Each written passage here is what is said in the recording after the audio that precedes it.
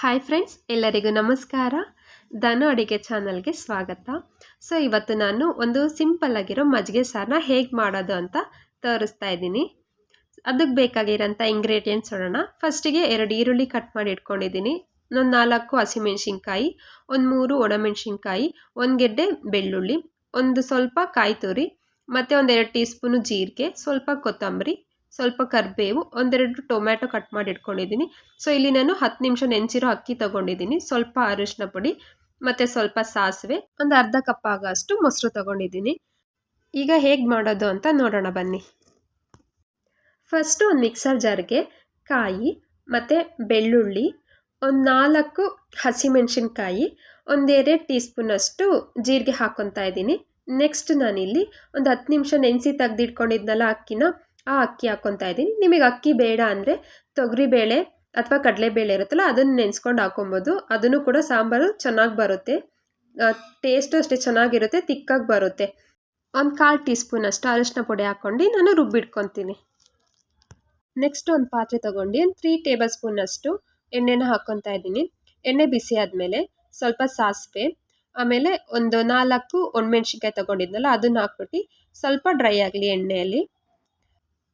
So next ನಾನಿಲ್ಲಿ ಕರ್ಬೇವಿನ ಸೊಪ್ಪನ್ನ ಹಾಕ್ತಾಯಿದ್ದೀನಿ. ನೀವು ಕರ್ಬೇವಿನ ಸೊಪ್ಪನ್ನ ಜಾಸ್ತಿ ಹಾಕಿದಷ್ಟು ಸಾಂಬಾರಿನೂ ಚೆನ್ನಾಗಿರುತ್ತೆ ಟೇಸ್ಟ್. ಸೊ ಕರ್ಬೇವಿನ ಸೊಪ್ಪು ಸ್ವಲ್ಪ ಹಾಗೆ ಎಣ್ಣೆಯಲ್ಲೆಲ್ಲ ಫ್ರೈ ಆಗಲಿ.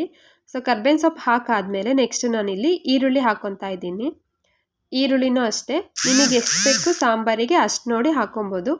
ಈರುಳ್ಳಿನೂ ಅಷ್ಟೇ ಒಂದು ಗೋಲ್ಡನ್ ಬ್ರೌನಿಷ್ ಕಲರ್ ಬಂದರೆ ಸಾಕು, ತುಂಬ ಫ್ರೈ ಆಗಬೇಕು ಅಂತ ಏನಿಲ್ಲ. ಒಂದು 2 ನಿಮಿಷ ಫ್ರೈ ಮಾಡಿಕೊಂಡ್ರೆ ಸಾಕು.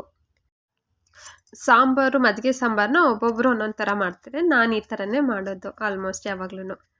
ಸೊ ಈಗ ನಾನು ಇದಕ್ಕೆ ಟೊಮೆಟೊನ ಹಾಕ್ಕೊತಾ ಇದ್ದೀನಿ. ಟೊಮೆಟೊನೂ ಅಷ್ಟೇ ಏನು ಅಷ್ಟು ತುಂಬ ಫ್ರೈ ಆಗಬೇಕು, ಸ್ಮ್ಯಾಶ್ ಆಗಬೇಕು ಆ ಥರ ಎಲ್ಲ ಏನೂ ಇಲ್ಲ.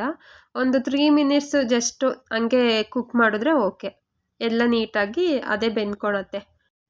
ಟೊಮೆಟೊ ಎಲ್ಲ ಚೆನ್ನಾಗಿ ಬೆಂದಮೇಲೆ ಅದಕ್ಕೆ ನಾನು ಆಗಲೇ ರುಬ್ಬಿಟ್ಕೊಂಡಿದ್ನಲ್ಲ ಮಸಾಲೆ, ಆ ಮಸಾಲೆನ ಆ್ಯಡ್ ಮಾಡ್ಕೊತಾ ಇದ್ದೀನಿ.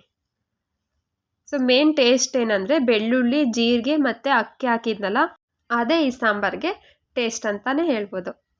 ಸೊ ಇದನ್ನು ಅಷ್ಟೇ ಸ್ವಲ್ಪ ಅದ್ರದ್ದು ಹಸಿ ಸ್ಮೆಲ್ಲೆಲ್ಲ ಹೋಗಬೇಕು, ಅದು ಮೆಣಸಿನ್ಕಾಯ್ದು ಮತ್ತು ಅಕ್ಕಿದೆಲ್ಲ ಇರತ್ತಲ್ಲ, ಹಸಿ ಸ್ಮೆಲ್ಲೆಲ್ಲ ಹೋಗೋ ತನಕ ನೀಟಾಗಿ ಚೆನ್ನಾಗಿ ಫ್ರೈ ಮಾಡ್ಕೊಬೇಕು. ಒಂದು 5 ಮಿನಿಟ್ಸ್ ಆದರೂ ನೀವು ಫ್ರೈ ಮಾಡ್ಕೊಳ್ಳಿ.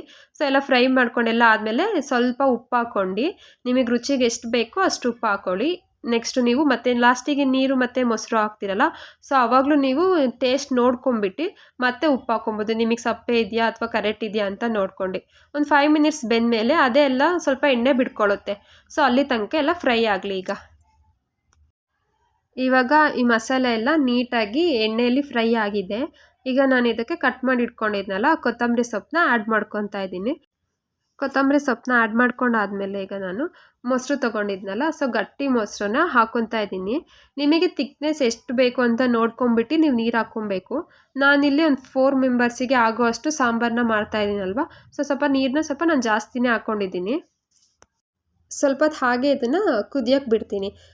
ಸ್ವಲ್ಪ ಜನ ಏನು ಮಾಡ್ತಾರೆ ಅಂದರೆ ಸಾಂಬಾರನ್ನ ಕುದಿಸಲ್ಲ, ಗ್ಯಾಸ್ ಸ್ಟವ್ನ ಆಫ್ ಮಾಡಿಬಿಟ್ಟು ಕೆಳಗಿಳಿಸಿ ಆಮೇಲೆ ಲಾಸ್ಟಲ್ಲಿ ಸ್ವಲ್ಪ ತಣ್ಣಗಾದ್ಮೇಲೆ ಮೊಸರು ಹಾಕ್ತಾರೆ. ಸೊ ಹಾಗೆ ಮಾಡೋದ್ರಿಂದ ಏನಾಗತ್ತೆ ಅಂದರೆ ನಿಮಗೆ ಸಂಜೆ ಅಷ್ಟರಲ್ಲೆಲ್ಲ ಮೊಸರು ಸಾಂಬಾರು ಹುಳಿ ಬಂದುಬಿಡತ್ತೆ. ಸೊ ನಾವು ಆನಲ್ಲೇ ಇಟ್ಕೊಂಡು ಉಪ್ಪು ಹಾಕ್ಬಿಟ್ಟು ಒಂದು ಕುದಿ ಬಂದಮೇಲೆ ತೆಗ್ದಿಟ್ರೆ ನಿಮಗೆ ಸಂಜೆ ಅಷ್ಟರಲ್ಲೆಲ್ಲ ಹುಳಿ ಬರಲ್ಲ, ಸಾಂಬಾರು ಚೆನ್ನಾಗೇ ಇರುತ್ತೆ. ಹಾಗೆಯೇ ಸಾಂಬಾರೀಗ ಕುದಿ ಬರ್ತಾ ಇದೆ. ಸೊ ಒಂದು ಕುದಿ ಬಂದಮೇಲೆ ಸಾಕು, ನಮಗೆ ಜಾಸ್ತಿ ಕುದಿಸ್ಬೇಕು ಅಂತ ಏನಿಲ್ಲ. ಕುದಿ ಬಂದಮೇಲೆ ಸ್ಟವ್ನ ಆಫ್ ಮಾಡಿಬಿಟ್ಟು ತೆಗ್ದಿಟ್ಕೊಂಡು ಬಿಸಿ ಬಿಸಿಯಾಗಿ ನಮಗೆ ಅನ್ನದ ಜೊತೆ ಚೆನ್ನಾಗಿರುತ್ತೆ ಊಟ ಮಾಡಲಿಕ್ಕೆಲ್ಲ. ಈ ಮಳೆ ಟೈಮಲ್ಲಂತೂ ತುಂಬಾ ಚೆನ್ನಾಗಿರುತ್ತೆ ಅಂತಲೇ ಹೇಳ್ತೀನಿ ನಾನು ಈ ಸಾಂಬಾರನ್ನ. ಸೊ ಎಲ್ಲರೂ ಒಂದು ಸಲ ಮನೇಲಿ ಟ್ರೈ ಮಾಡಿ ನೋಡಿ, ಹೇಗಿತ್ತು ಅಂತ ಕಮೆಂಟ್ ಮಾಡಿ. ಸಾಂಬಾರೀಗ ರೆಡಿಯಾಗಿದೆ. ಎಲ್ಲರೂ ಒಂದು ಸಲ ಮನೇಲಿ ಟ್ರೈ ಮಾಡಿ ಹೇಗಿದೆ ಅಂತ ಕಮೆಂಟ್ ಮಾಡಿ. ವಿಡಿಯೋ ಇಷ್ಟ ಆಗಿದ್ದರೆ ಲೈಕ್ ಮಾಡಿ, ಶೇರ್ ಮಾಡಿ, ಸಬ್ಸ್ಕ್ರೈಬ್ ಮಾಡಿ. Thank you for watching.